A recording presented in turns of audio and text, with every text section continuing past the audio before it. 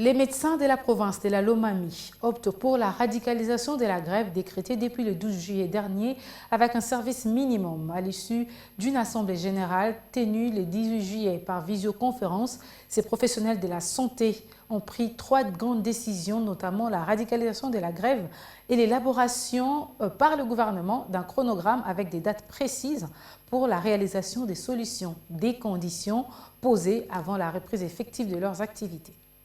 Les médecins de la province de Lomami ont pris 3 résolutions qui sont les suivantes. La radicalisation de la grève, étant donné qu'il y a des préoccupations urgentes. L'élaboration par le gouvernement d'un chronogramme pour la réalisation des résolutions prises avec des dates précises et les différents détails possibles. Demander aux provinces en état de siège et à tous les médecins qui sont dans l'administration d'observer la grève comme tout le monde. Nous avons plusieurs revendications. La promotion au grade, la régularisation de la situation administrative des médecins, nouvelles unités, l'alignement des médecins non primés, les paiements de la prime des risques professionnels et salaires selon les grades actualisés, la révision du taux de la prime des risques professionnels conformément au taux de référence des fonctions académiques, la réactivation des rubriques immunisées dans la rémunération, dont les transports et les logements, les traitements des bases spécifiques en application des articles 26 et 27 du statut spécifique des médecins des services publics de l'État et la motivation de tous les personnels soignants durant la pandémie à Covid-19. Pour lever la grève, les revendications des médecins doivent être résolues. C'est ça l'idéal. Mais si la plupart des résolutions sont résolues, essentiellement les résolutions pécuniaires et administratives, la grève sera levée sans problème. Quand vous me parlez du serment d'Hippocrate,